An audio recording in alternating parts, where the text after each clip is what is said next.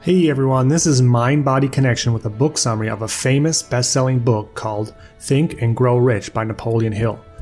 This book was written in 1937 and is still selling copies today. The reason for this is that many of the principles still apply today. The reason I say many of the principles and not all of the principles is because this book claims that baldness was caused from men wearing hats. Like I said, it was written in 1937 and this was the best information they had available at that time. Anyway, other than that, there's some great information in this book. The three major takeaways from this book that I believe are still relevant today are: thoughts are things, having a burning desire followed by a definite plan, and persistence. Okay, let's look at the first one, thoughts are things. This is based on the idea that all things are created twice. First in your mind, then in reality. Think about the computer you're watching this on, or the chair that you're sitting on. Everything first existed in someone's mind, then they created it in reality. The idea with this principle is that you don't get in life what you want, you get what you subconsciously think you deserve. The only limitations we have are the thoughts in our own minds.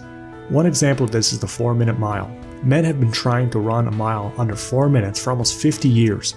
It was universally thought to be impossible. Then one day Roger Bannister did it, and the crazy thing is that once he was able to do it, runners from all around the world were able to do it too. This proved an important point.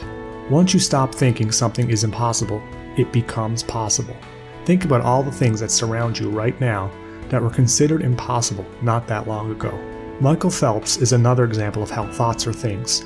The way he was able to win 28 Olympic medals was because of his mental game. All swimmers at that level have perfect physiques, so you need something extra to give you that edge. For Phelps, it's that he visualizes the race over and over in his mind. He imagines himself swimming the perfect race. He even visualized what he would do in the event that things went wrong. During the race, you can hear his trainer, Bob Bowman, yelling, "Play the videotape." There is no videotape. He's telling Michael to mentally imagine the race. In one event, as soon as Phelps dove into the pool, water came into his goggles, so he was swimming blind. Most swimmers couldn't come back from this, but Phelps even prepared for this scenario in his mind. He still won the gold and set a world record. After the race, when he was asked what it felt like to swim blind, he said, "It was exactly how I imagined it." In addition to thinking about what you want, you must also have a definite purpose and plan backed by a burning desire. You need a mind closed with negativity. Think about Bill Gates. There was nothing that ever took him off his path. His definite purpose was computers. He wasn't trying to complete a million other things or goals. His passion was computers, and that was the one thing he focused on. He had one skill, computer programming, and he started one company, Microsoft, and this made him the one richest man in the world for 15 straight years.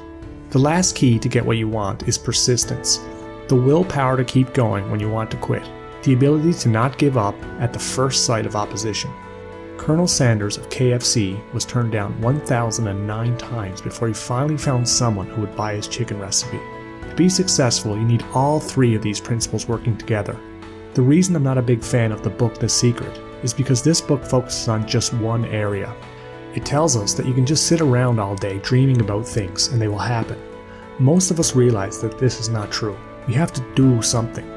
None of us would go to work if we could just sit around all day dreaming about money and money would appear. This is why you need to take action, and you need all three of these principles working together to get what you want. If you asked 100 people what they want out of life, most wouldn't be able to give you a clear answer. Some could make vague statements about making more money or being happier, but they wouldn't have a clear plan and purpose. And most wouldn't hang in there when things got difficult. To get what you want, you have to be different from the rest. I really hope you check out this book. I think it can make a big difference in your life. And if you want to hear more book summaries on some of the best self-development books ever written, please subscribe to my channel. Thanks.